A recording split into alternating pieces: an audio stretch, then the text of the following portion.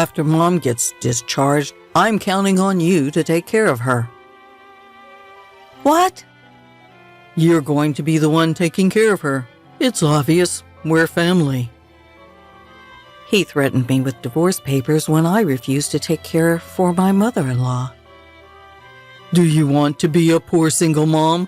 If you don't, then just do as you're told. I can't take it anymore. I'm so done with this life.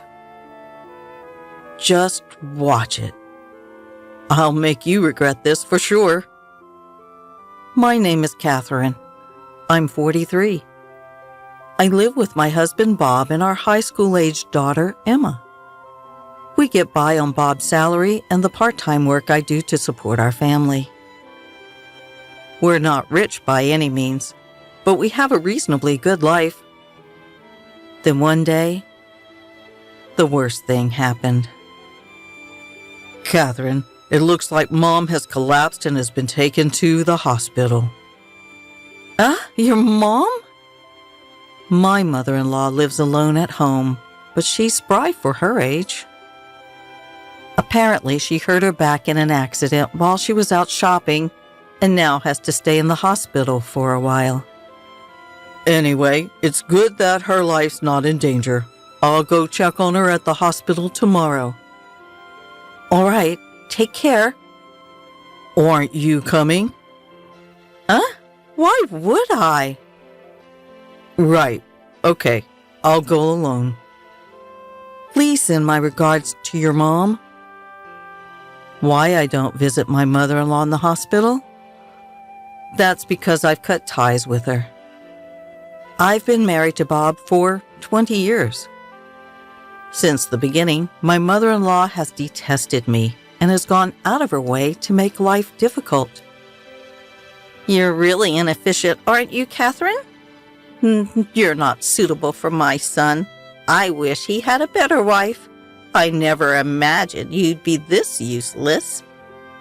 Enduring the continuous verbal abuse from my mother-in-law wore down my spirit. Whatever I did, it was always, "Daughter-in-law is useless. Not good enough. Poor Bob," and so on. I was met with complaints every time we met. But I held on as long as I could because she was Bob's mother, whom I love. However, even after my daughter Emma was born, the mother-in-law harsh words did not stop. On the contrary, she started finding fault with Emma as well. Just great. The long-awaited grandchild is a girl. She can't carry on the family name. She's of no use. If it's a girl, she should just at least be pretty. Who on earth does she take after? Amidst the difficult days, the worst situation that finally decided the end of our relationship occurred. One day, when my mother-in-law was unusually relaxed at our house, my daughter ran up to her with a picture book. "Granny, can you read this?" The moment Emma handed over the book, mother-in-law knocked it down and hurled at Emma. "Don't touch me with your dirty hands. I don't need an unattractive grandchild like you." Emma was startled by her grandmother's loud voice and began to cry. "Granny's scary. I'm scared." She must have been very sad. She was sobbing, and it hurt me to see her like that. Even yelling at my young daughter, I had reached my limit. "Hey, mother-in-law, what do you think you're doing?" I rushed over, but my mother-in-law showed no signs of remorse. Rather, she snapped, "It's your daughter's fault." "You've got to be kidding. I saw what you did. You knocked Emma's book out of her hand, didn't you?" "She tried to touch me with her dirty hands. Is there a problem?" "Dirty hands? How can you say that? If you're going to do this to my daughter, don't come to our house anymore." "Huh? Don't get cheeky with me. I don't care about you all. I just came to see Bob." "This is also the house of me and Emma. Stop making silly excuses." In this way, my mother-in-law got into a big argument. Bob just stood there flustered saying, "Hey, both of you, please stop," and didn't even warn his mother. Mother-in-law eventually went home grumbling all the while, but this proved to be the final straw. "I can't deal with your mother anymore. I'm fed up with you not defending me and Emma. Let's get divorced." When I said that, Bob started flustered again. "Hey, wait a minute. Even I find my mom tough to deal with. I just couldn't say anything because it was all so sudden today. I'm on your side, Catherine and Emma." People can say anything they want, but unless you act on it, it means nothing anyway, and I can't take it anymore. Then my husband made a proposal. Okay, if you insist, Catherine. I don't mind if you cut ties with my mom, but please, I beg you, don't divorce me." I was torn. Would there be any benefit staying with such an unreliable husband in the future? Even if we cut ties, could I really avoid any interaction with my husband's mother forever? In the end, the reason I didn't go through with the divorce was because of our daughter. Our daughter adores her father, and he's a good and caring dad when he's with her. For our young daughter's sake, taking away her father right now wouldn't be right. So I decided to put the divorce on hold on the condition that I'd sever ties with my mother-in-law. But if anything else happens, I won't be lenient. "I get it.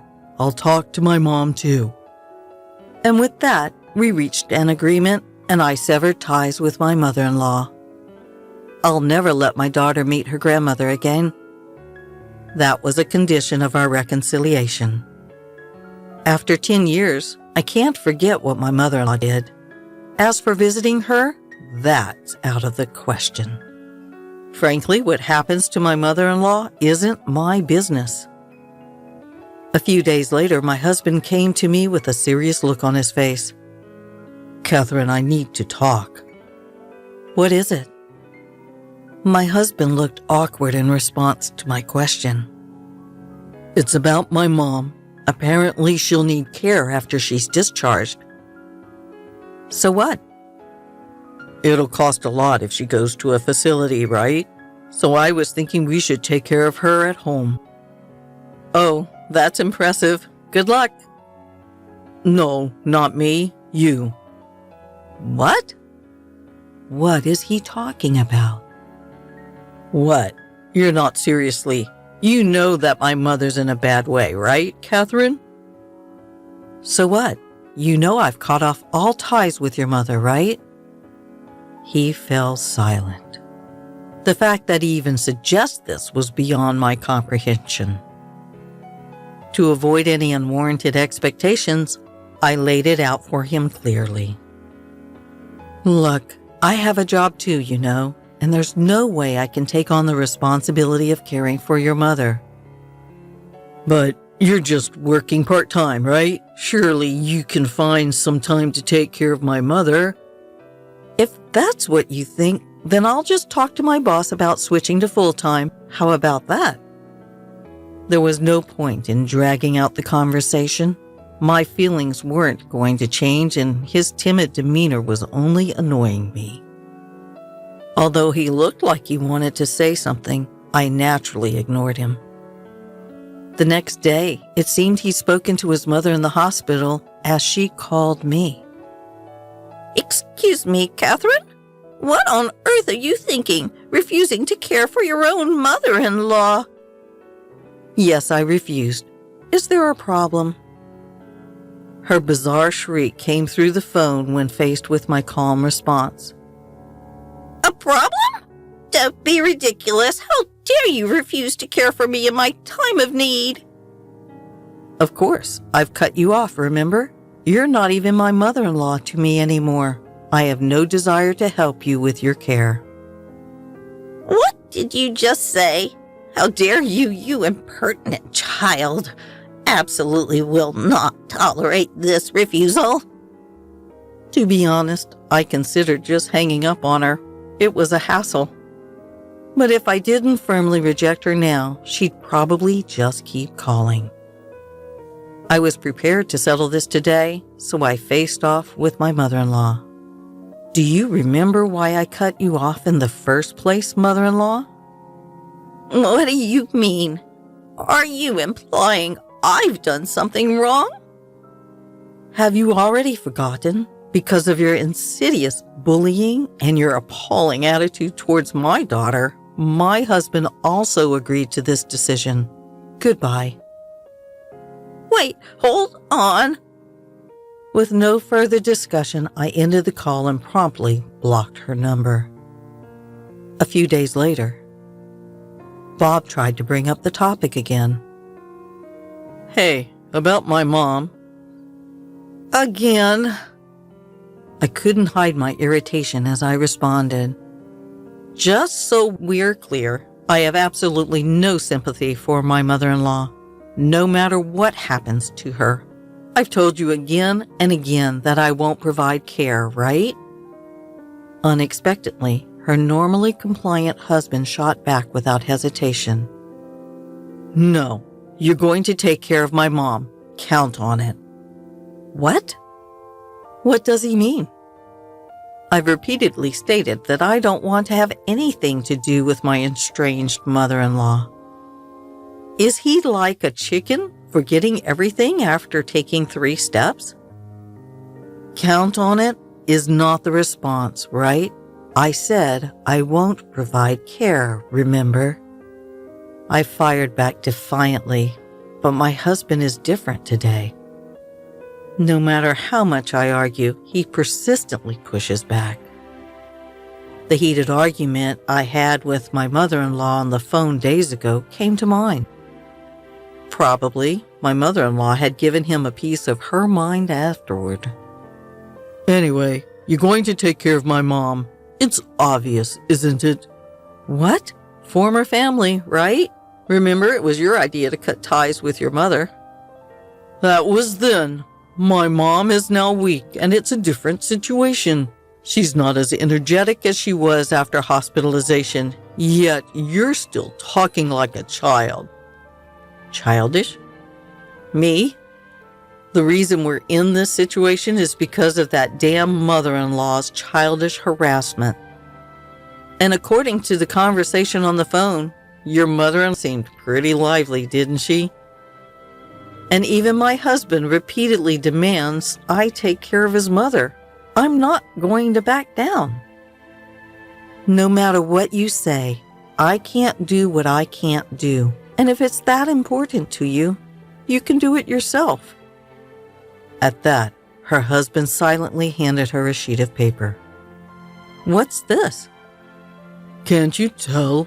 It's a divorce paper. To her shock, her husband had presented her with a completed divorce form. If you don't want to get divorced, take care of my mom. My silent disbelief only prompted my husband to pressure me more.